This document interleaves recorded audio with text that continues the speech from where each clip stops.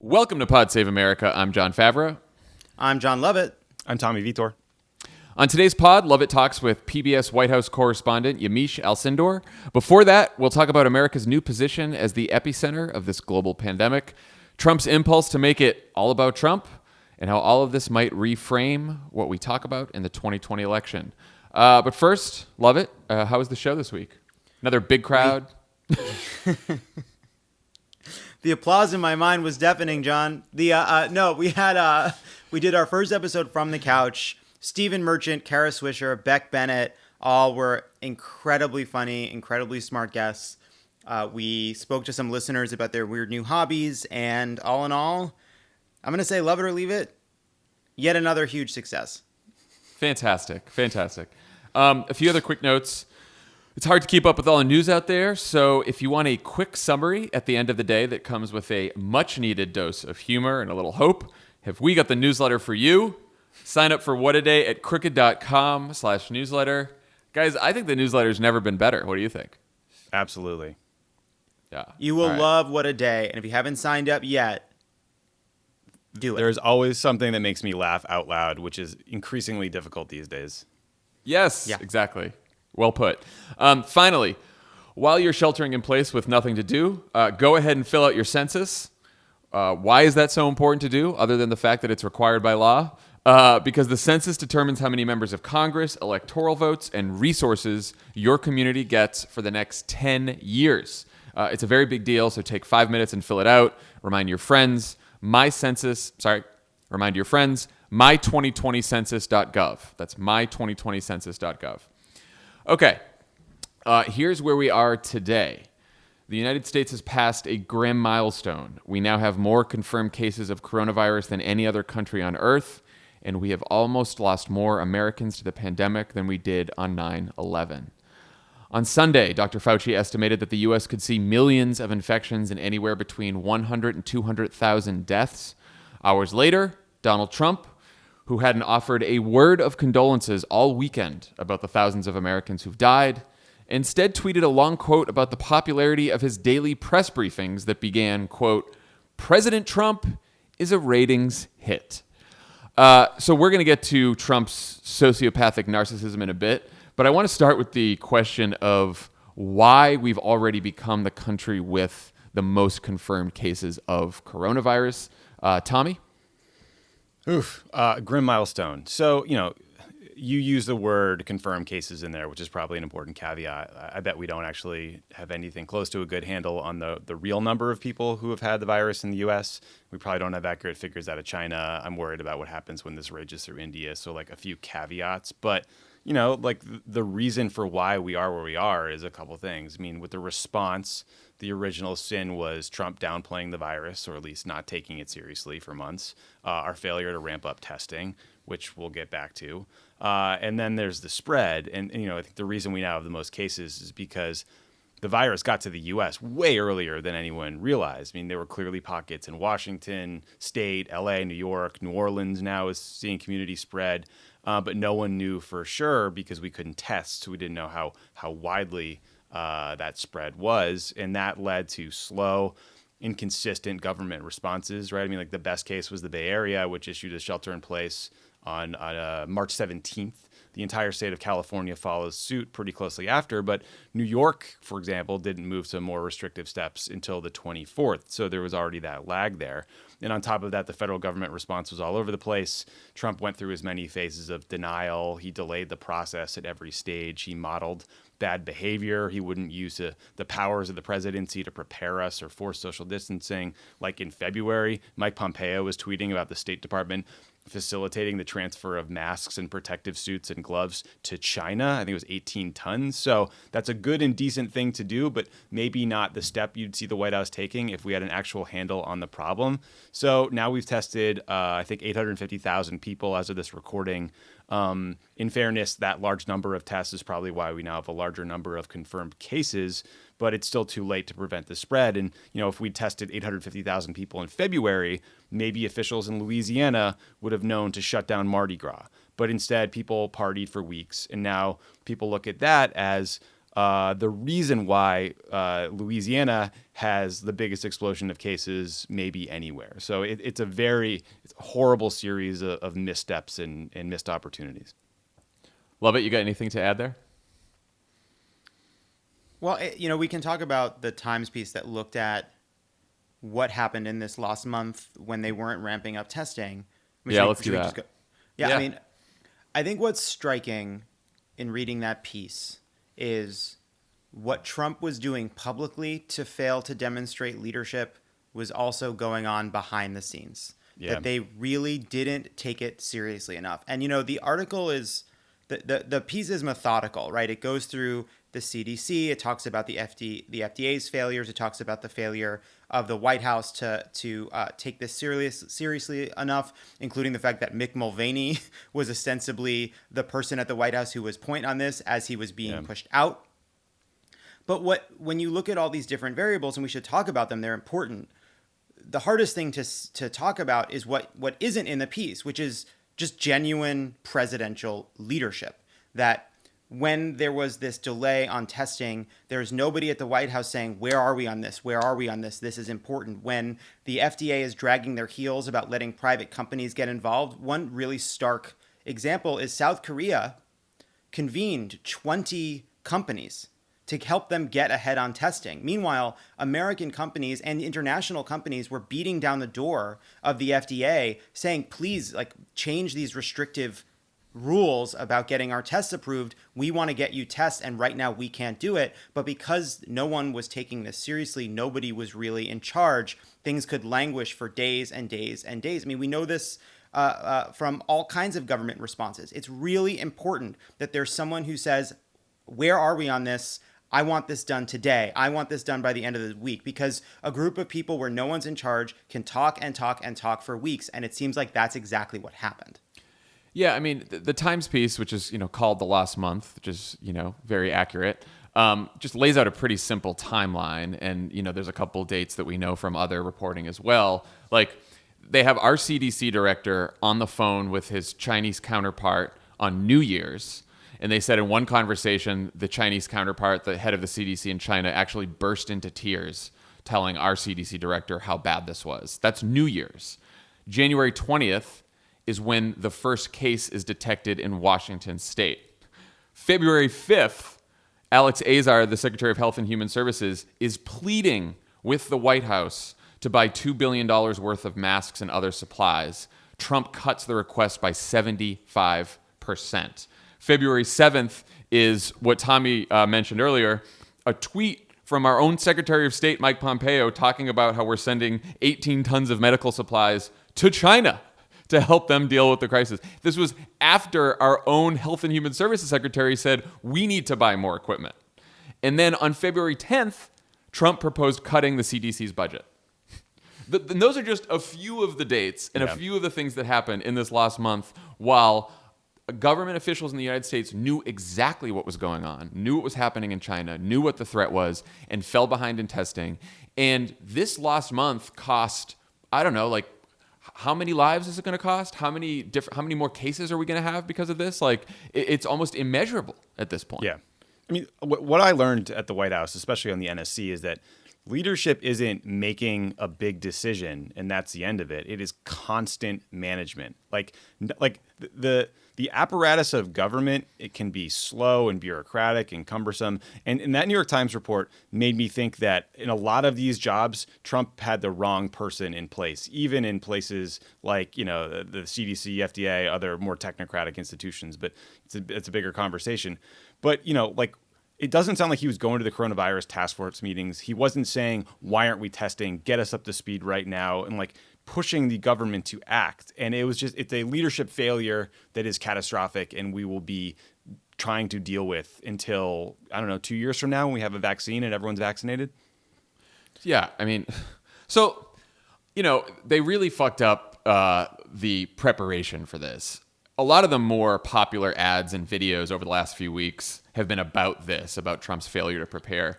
How much do you think it's important to focus on what he fucked up then versus what he's fucking up now as we continue to sort of hold him accountable for the administration's failures? Lovett, what do you think? I think it's a really hard question, and I think we'll talk about it more when we talk about how this is affecting the politics of this moment. I do think you started to see Nancy Pelosi say things that are kind of, I don't know, from the playbook of we need to do investigations. What did the president know and when did he know it? Language, and I think that that's really important. I do think sometimes you see like Bill de Blasio, who is taking correctly heat for his, the critical loss of days in terms of New York's response, said, well, we shouldn't be looking backwards. And I understand why a politician would say that. I also understand why people of good faith might say, hold on a second, we shouldn't be spending our time talking about what happened before because we have an emergency right now.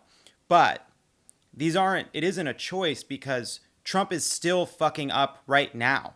He is still actively the same twisted motivations, lack of discipline, narcissism, ego, ignorance that led to that lost month are guiding the decision making right now. So that the heat we bring on the bad process and bad response from January, February, and March is going to make sure that these people are accountable in what they're doing right now. So, we just have to talk about it because we need the White House and we need the people managing this response to know that our eyes are on their continuing sort of misadventures.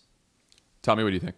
Yeah, I mean, look, you can't understand why things are so bad now unless you understand the record that got us here and the series of catastrophic failures. And I think, to Lovett's point, like prioritizing the stock market reaction that might come from taking drastic steps led to everything getting worse. That mentality is still sort of coursing through this administration. Like we'll get to them walking back this absurd Easter reopening timeframe that Trump had prioritized. But the key is like the only time he walks back bad decisions is in the face of bad press and criticism. And clearly he got a ton of blowback on this Easter deadline. And I think that's why pressure on him is so important. I mean, we have to tell the story of his record for the election in November. But then on top of that, we need to be course correcting him every day and making clear to the American people that they should not trust his response. They shouldn't believe what he's saying at these, massively watched White House briefings every day. It's pure propaganda. And we need to rebut those lies or people will believe them because his political brilliance is repetition. He will say this was unprecedented. No one saw it coming. The response has been great. And if you hear that enough times, you will believe him. And we have to say the truth. So let's talk about what Trump is fucking up now, which is making sure there's enough masks, gloves, and protective gear for healthcare workers and enough ventilators to keep sick people alive.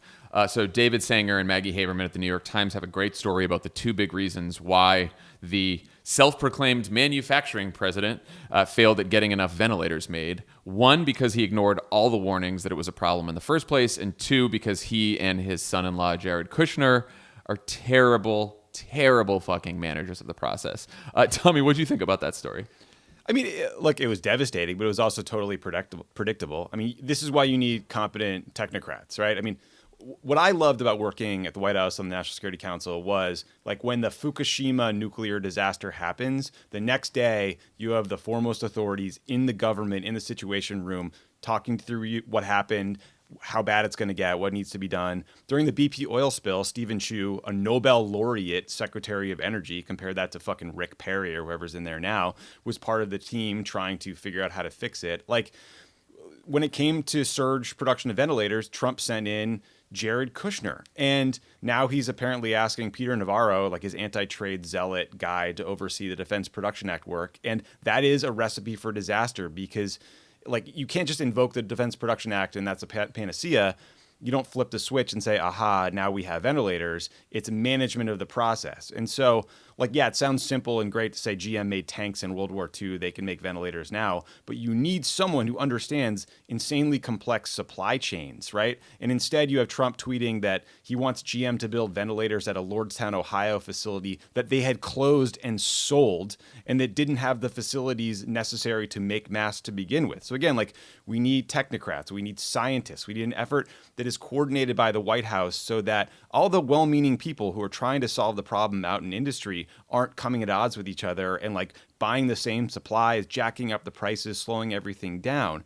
And so, you know, the frame of the story is brutal and accurate. It also like unravels the narrative that he was ever like a real manufacturing or building guy, or he was a prick who inherited money from his dad, used government loans and stiffed contractors. Like that's how you turn a profit, but that's not going to make a bunch of ventilators. Like he needs people like Craig Fugate running the show, right? He ran FEMA for Bush and then Obama. And the thing Obama liked about him was the dude could rattle off how many pallets of water had to be pre-positioned in the Miami area when a hurricane was coming. Like stuff like that only people who are immersed in this understand. Yeah, love it. Love it. It sort of reminded me that like the last couple of years, we've sort of had this running debate, about incompetence versus malevolence, and is Trump this like dangerous authoritarian who has a plan and strategy, and or is the administration filled with just a bunch of fucking incompetent buffoons? And this story and basically most of the response thus far makes me think the latter, that he's just a really bad manager who doesn't want to pay attention to anything other than what helps him politically in the short term. And it seems in like the short term, it has to be in the short term, because he's not helping himself politically in the long term either. No, he isn't, right? Honest, if Donald Trump is, as always, is his own worst enemy, and that has been politically advantageous to those looking to remove him or at least fight him. And had he mounted a significant response and taken it seriously, it would be a politically saving thing for him, right? One of the only things that it could have changed the underlying political dynamics that we're in. Yeah, I mean, they go hand in hand. I was thinking about Katrina. I remember during Katrina, one of the messages that the Bush White House was putting out repeatedly was, we didn't have enough authority to address this. And so it's the connection between malevolence and incompetence is you make up for a bad response by claiming you weren't incompetent, you didn't lack imagination, you didn't lack foresight, you didn't lack the right people, you didn't lack discipline, you just didn't have the tools you needed, so give me more power. And we've seen consistently the Trump administration tried to do that. The other piece of this too is, Tommy makes the point, and he's right, about competence, right? Just sort of knowing how to do things. But, Susan Rice, talking to you and Ben on Pod Save the World, made this point about all the other things that the military could be doing right now to help that just simply aren't happening. They're not happening. Well, why not? Well, expertise is not just about knowing how to do things. It's about a wealth of experience and background that gives you the imagination and arsenal in your mind for different things that a government can do to help people in an emergency. That, hey, we have these resources at this facility. We have these experts at this research center. And because this has been an administration with an incredible amount of turnover and has not attracted the best of Republican politics, let alone politics, there is, Trump's narcissism and ego guiding this, but this is also a group of people who are in over their head and have been from day one of the administration. Well, and like you said, so that's the incompetent side of it. The malevolence comes when you respond to criticism about how you failed. So let's talk about how the president is handling that. Over the last few days, he has responded to Michigan Governor Gretchen Whitmer's public request for more federal support by calling her names and saying she's a failure. He said that he didn't believe Governor Cuomo when he said that New York needed 30,000 more ventilators. And during his Rose Garden press conference on Sunday, floated a conspiracy that healthcare workers have been hoarding and maybe even stealing masks because they keep asking for what he feels are too many. He said, quote, "Something's going on and you ought to look into it as reporters. Where are the masks going? Are they going out the back door?" Why? Why is he doing this? I think, I just was like, look, I just think a lot of these nurses got into this game because they saw an opportunity to make a quick buck. Like, when you see a nurse, just remember, they are fucking just like shifty, money-grubbing people. That's the thing about nurses and doctors. And, it is, like, obviously it's incredibly offensive. Like, all of us know doctors and nurses that, like, we've been touching base with this whole time, and they are exhausted, they are worried, they are scared, they are away from their own families to protect them. They are trying to decide how much of a risk they're willing to take themselves when they intubate a patient, when they go into a dangerous circumstance. They are wondering when they're going to run out of ventilators. They're wondering when they run out of beds. They do not have enough masks. They are reusing their masks. They are desperately trying to figure out workarounds because they don't lack the equipment. And Donald Trump thinks that Goodfellas is happening with the masks he's sending. It's obviously, it's despicable. Tommy, what do you think of that? I mean, the playing assignment editor about the stolen masks was just like such madness. I could barely stomach it. But like, I keep thinking about the attacks on these blue state governors. I mean, imagine George W. Bush saying he wouldn't call back some Democratic governor who was worried about an Al-Qaeda attack.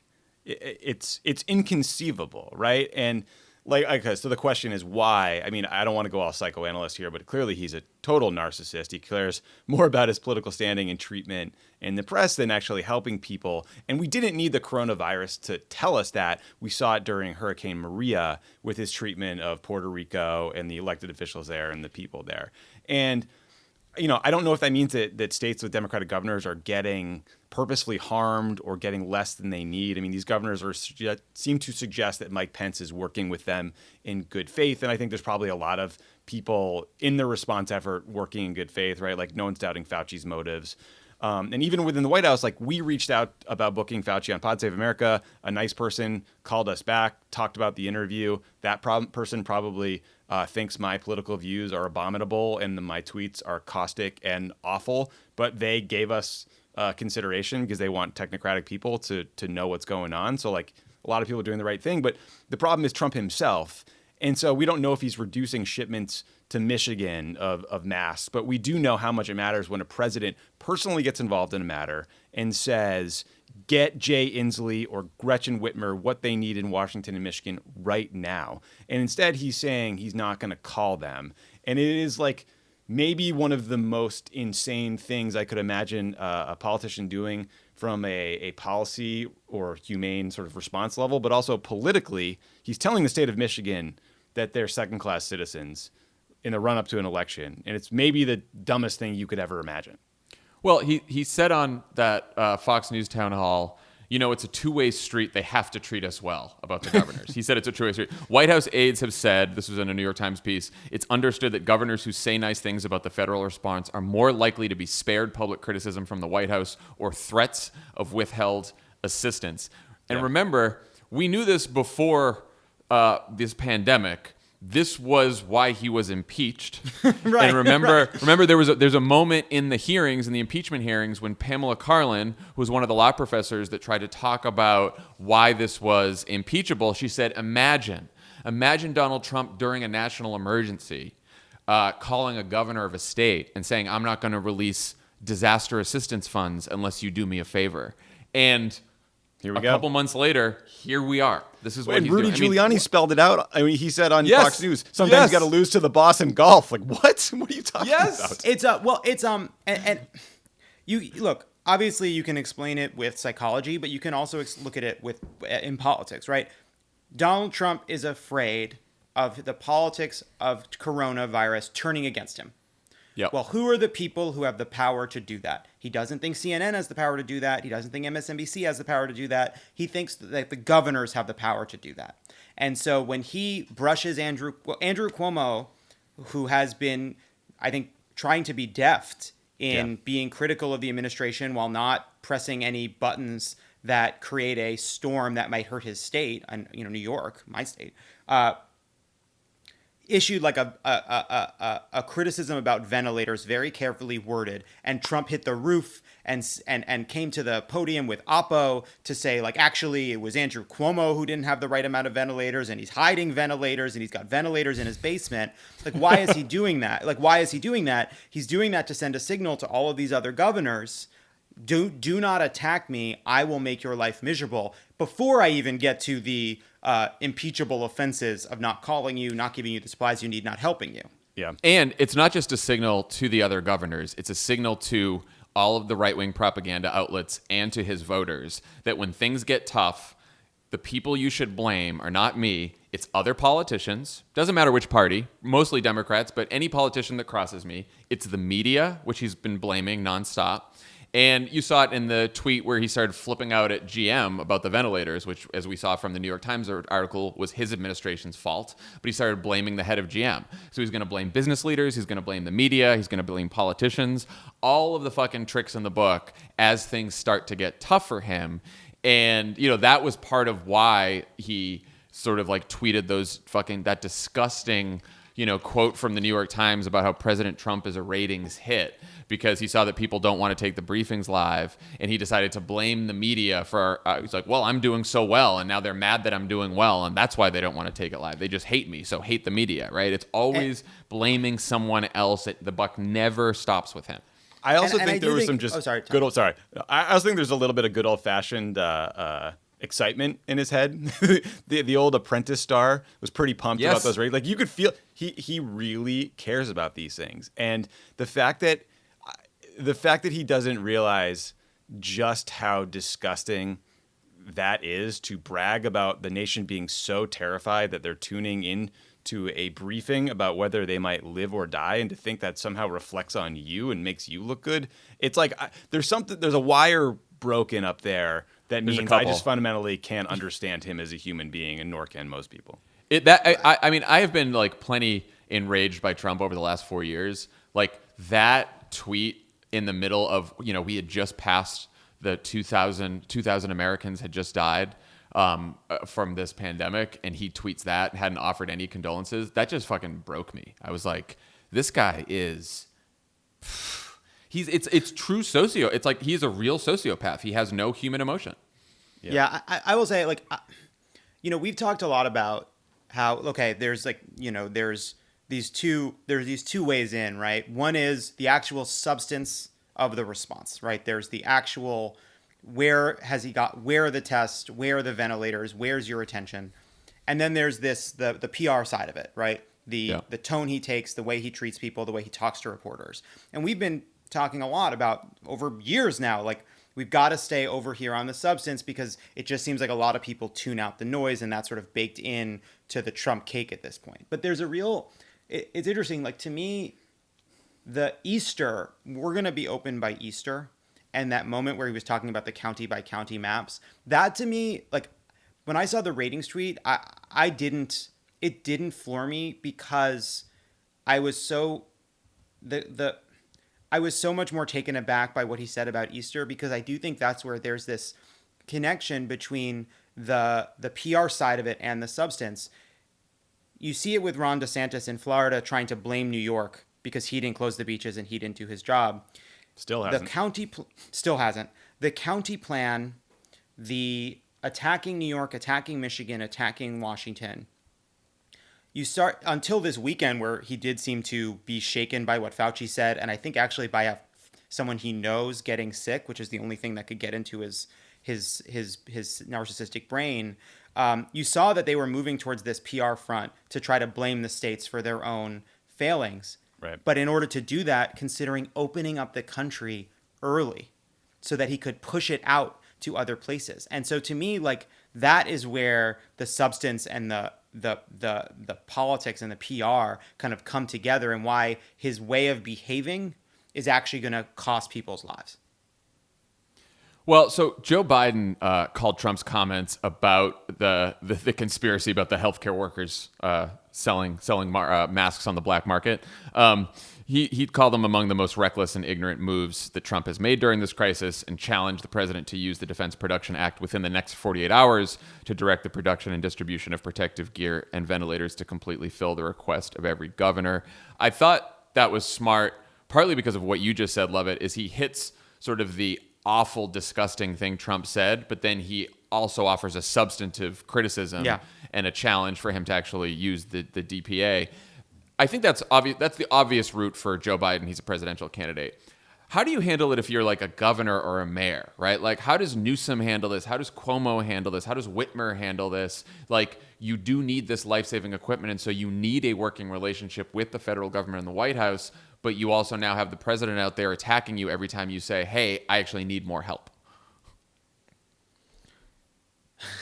I mean, very carefully. The I'm like of two minds of this, because I remember when, like, I was actually thinking this morning, wow, how Cuomo, Inslee, Newsom, Whitmer, modeling as best they can the kind of leadership traits you'd rather see in your president than what we're seeing.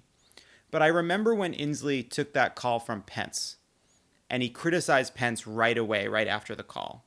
And I understood why he did that. He was correct on the merits, completely correct on the merits. But I remember thinking, that's a dangerous game to play with this White House, because they're terrible people and they're vindictive and they care more about their own politics than they do the people of any state in this country. So I think the unfortunate reality is, like, you saw this with the fires in California, that the leadership in California, whether it was Jerry Brown or Gavin Newsom, like, being very careful in how they talk about what the Trump administration is doing, because they're trying to get things they need. And I do think, sadly, like, these governors, like, do need to eat some shit, because they have to protect their people and stay out of the fight with Trump, while making sure they do signal at really important moments where the administration is failing, being really fact-based, being really clear, being really direct about it, while knowing that they have to play that game. Tommy, what do you think? I don't know. I mean, look, I don't have the responsibility of managing this relationship or getting what I need from a federal government. So, like, it's very easy for me to sit here and say, I mean, the thing that's in the back of my head is, like, this Easter timeline reversal. I'm very glad that Trump apparently listened to Fauci and all the scientists and backed him off this crazy Easter deadline to reopen the government. But that still meant that lots of people endured days of panic that our government was going to do something that would endanger all of our lives.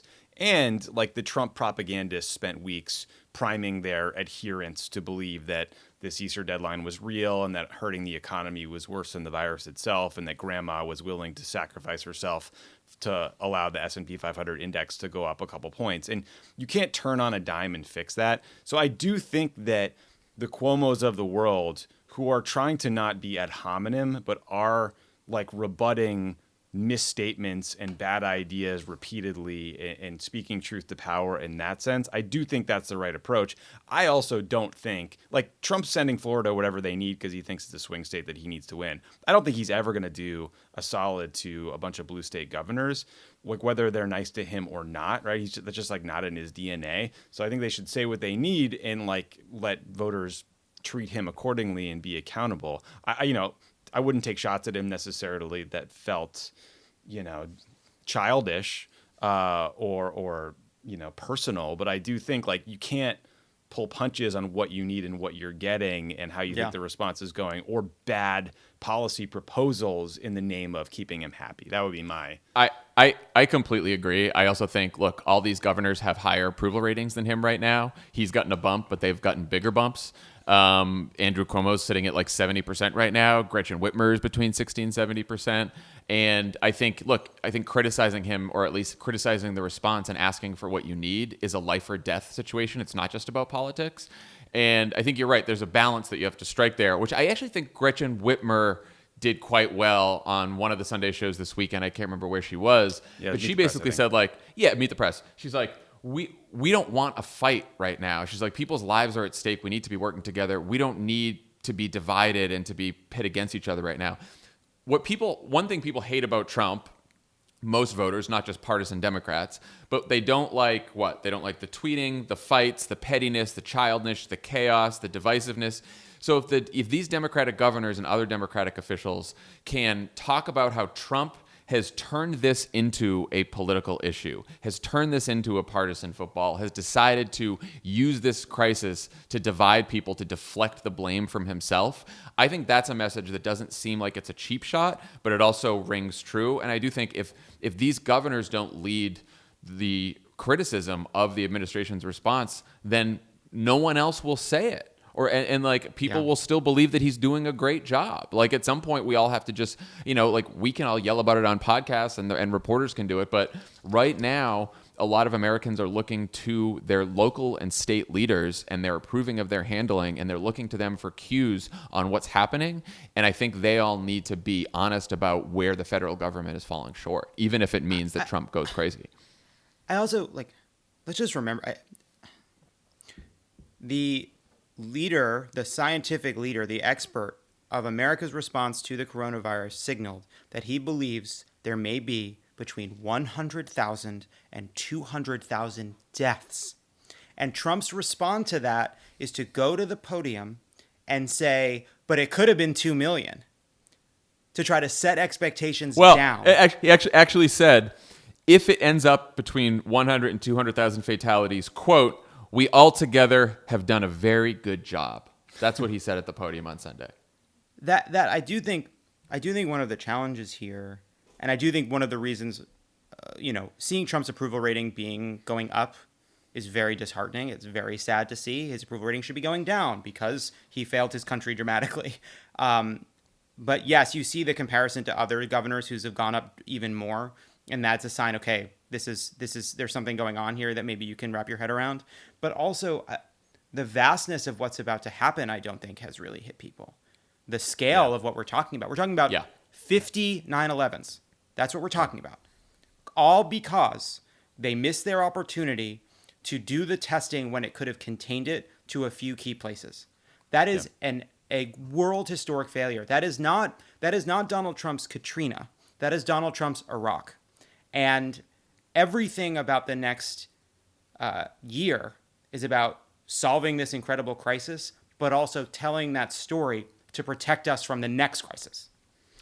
We saw some polling and focus groups a while back, long before the virus hit, that showed that a lot of the things that I think liberals, myself included, focus on Twitter, the personal characteristics of Trump don't really resonate with voters. But the best argument against him is really that he's incompetent and that he has made a broken, corrupt system worse. And I think tragically, nothing has borne that out more than this response. It was predictable because of the disdain for expertise, the nepotism, the vetting of staffers for political views and not qualifications. And so I do think focusing on that every single day is the way Democrats will do well. Like Biden needs to show leadership and resolve and make clear how he would be different and empower scientists.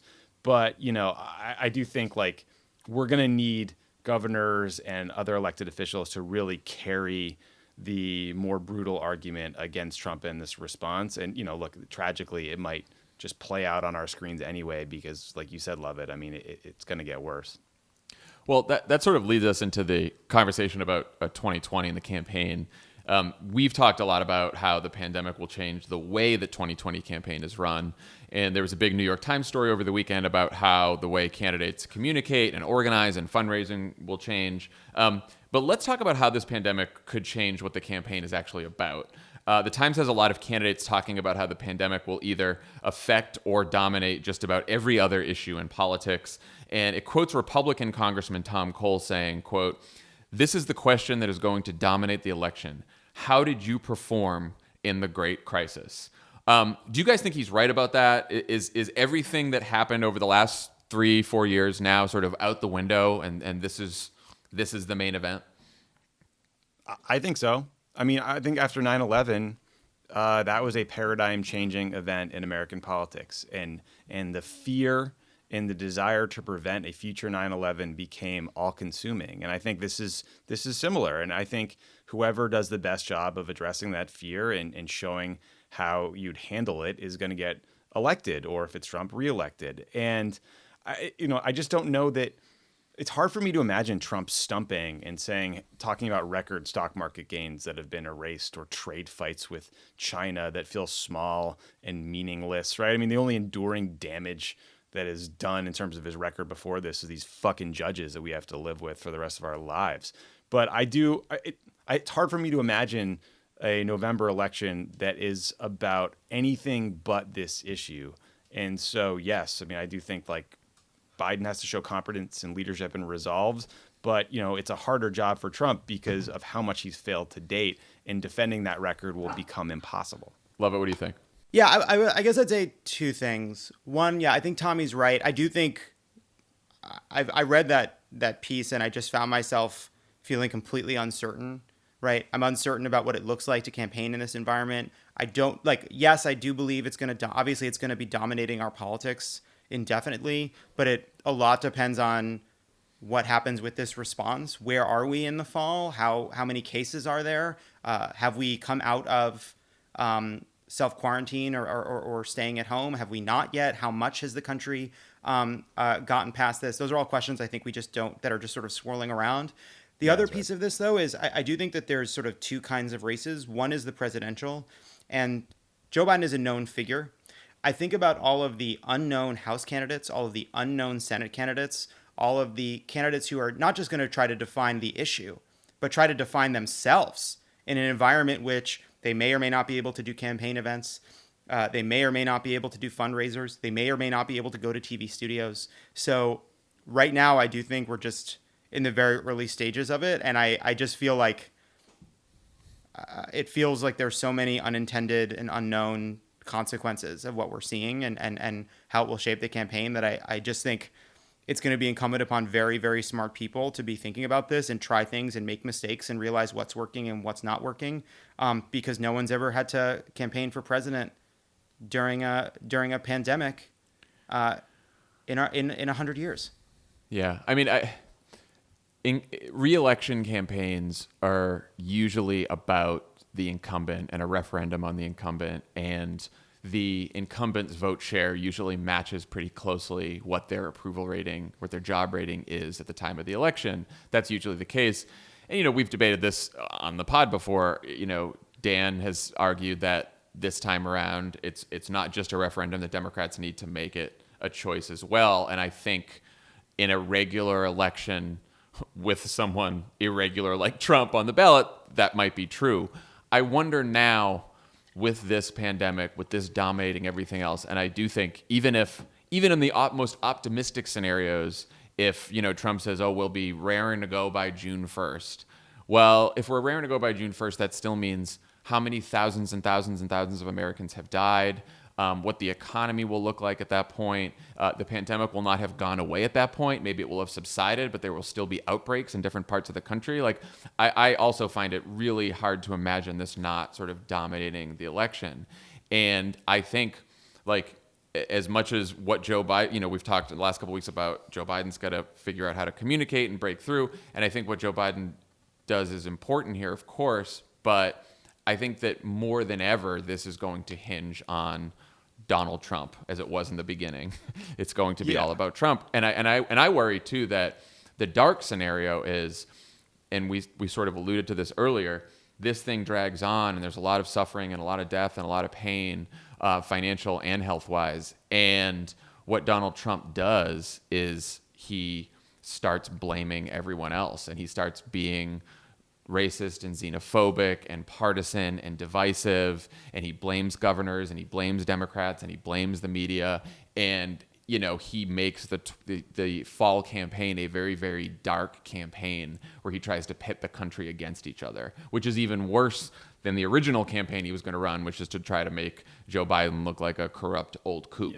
That's not enough anymore. Get ready for the COVID caravans that are coming to every border. I mean, to your point, I have no idea who will be helped or harmed by this pandemic in the election. The disgusting thing to say. I just think that it will be all consuming. And I just think we all need to remember why we're doing social distancing. It's not because it's going to make the virus go away and life goes back to normal. It's so that we don't overwhelm all of our hospital systems and people die in the parking lot, right? And so if we start living like we did before there's a vaccine, which is likely to take a year at least, cases are going to explode again. So I just think we are going to be living with some version of life as it is right now for a year and a half, 2 years, which certainly encompasses the election. And I just think the whole thing will become about this new way of life and how we get through it.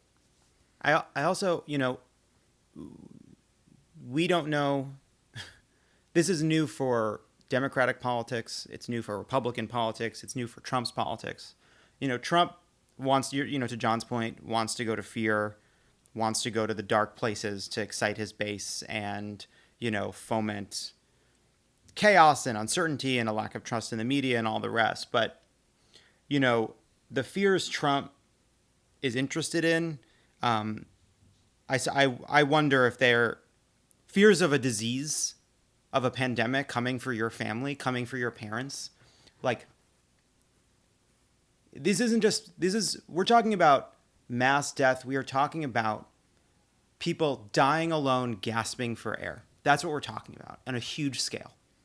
And so I do think the emotion of that, the depth of that, is something we are not yet fully that we are, let me say it like this, that we are not fully understanding, not fully letting in, because it is so powerful and it is so painful. And I do think right now, from this new position of being at home and learning about this in real time for the first few months, I don't think yet we fully understand how this will reshape our politics. We just can't.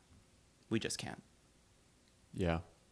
No, but I think what Democrats can do is be like, knowing that so much of this will hinge, whatever, we can't predict much, but knowing that so much of this will hinge on, in the substance, not just the politics, on Trump's performance, how Trump responds. I think continuing to hold him accountable, to point out the administration's failings, to say what should be done differently, to point to, this is what we could have done to save lives, this is what we still can do to save lives, and not being afraid of his bullshit is probably going to be the best way, not knowing where this lands and what the political outcome is. Like, he is Hoover, he is Bush. Like, it is, we are. He's all of it. He's all the worst things in American politics Nixon. and American history rolled into one now. And I do think that, like, as sad as this moment is, like what I think to myself is like, well, what's our mission? What's our job? It is to tell this story and remember that every point above fucking zero of his approval rating on the coronavirus is a failure. Yeah. And, there was some criticism of Biden over the weekend because Chuck Todd said, is there blood on Donald Trump's hands? And, he didn't take the bait on that question. And I think I am A-okay with Joe Biden not letting Sunday show hosts put words in his mouth, because what I think people want from Biden is someone to show some leadership and some resolve and to tell us that we're going to get through this, and not in a fucking saccharine, phony, there will be no sacrifice way, but to finally level with the American people who just went through 3 months of a president telling you that the virus is going to miraculously go away and we're at 15 cases and soon we'll be down to 0. And now we're at, 100,000 dead is a good job. Like, no, that's not going to be lost on anybody. Like, they know what's happened. They're living through this together. And so if Biden can just project competence and like he's a good human and all the empathy that we know is inside him, I suspect, I don't know, that will be a compelling alternative to what we're living with now with Trump. I agree. And look, and if you don't care for Joe Biden, it's not just Joe Biden that's doing that people are approving of. Like, that's what Andrew Cuomo's doing. That's what Gretchen Whitmer's doing. That's what Gavin Newsom's doing. And a lot of these governors and mayors who now have sort of sky-high approval ratings because they are carrying themselves like that. Competent leader who calls on the country to pull itself together. And it's funny because clearly there's someone in Trump's White House who knows that's what he should be doing, because he goes to these fucking briefings and he reads his dumb speech. And when he gets to the end about Americans must come together and overcome, and it's like, the C+ Santa Monica fascist writing there. And he seems so uncomfortable and it seems so out of character, and he just can't fucking wait to just dive into some press questions where he can start attacking the press, because that's where he feels good. He doesn't feel good as someone trying to bring people together. Even Lovett, when he was talking about the friend of his who has it, or Elmhurst Hospital, which he knew because he used to live by there, he just it should have been this real human personal moment, and it came off sounding so phony and weird and robotic because he's a fucking sociopath. He doesn't have the capacity to lead a nation through the crisis, even if he wanted to. And he doesn't even have the capacity to fake it, because because leadership is hearing a criticism from Gretchen Whitmer and saying, thank you for telling me. Yes. And he can't do it. And so he will bite off his nose to spite his face, and he will hurt all of us in the process. Can I because I'm bummed out all the time, can I tell you guys 2 things that made me happy over the weekend? Please. Sure. One. So there's this incredible hospital ship called the USNS Comfort Has 1,000 patient beds. It just steamed into New York Harbor today. And back in 2010, Alyssa Mastromonaco and I were down in Haiti trying to help out with the earthquake relief stuff there. And we got to go on the Comfort and meet those people and tour it and see their capability. And it's like the greatest human beings in the world are on this boat, like saving lives. And just seeing it steam into port this morning made me hopeful. And then also like seeing the press conference yesterday with Trump berating our guest made me enraged. But then CNN's Jeremy Diamond finally showed press corps solidarity by giving his question back to Yamiche when Trump had cut her off rudely and repeatedly. And so seeing that kind of solidarity happen and not let reporters get steamrolled, it made me think, okay, we're figuring out how to do this live press conference thing so it's not a propaganda festival. Oh, and then and one more thing that just reminded me of. The other thing that makes us all hopeful here at Crooked Media is how much you have all donated to our coronavirus relief fund.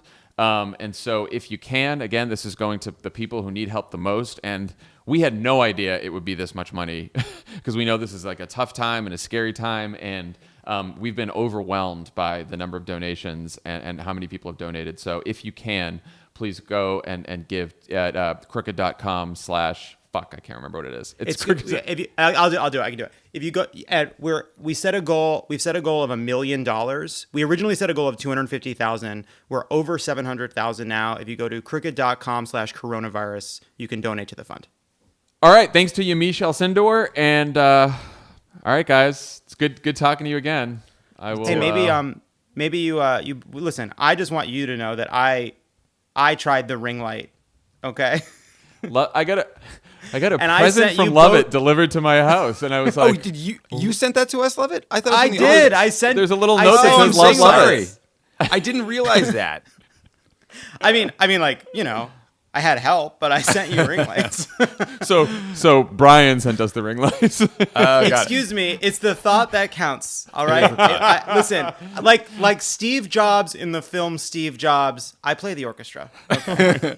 By the way, we're at $820,000. Towards our $1 million goal. So holy shit, amazing. You guys are the best. Thank you. All right, everyone, we'll talk to you soon. Bye.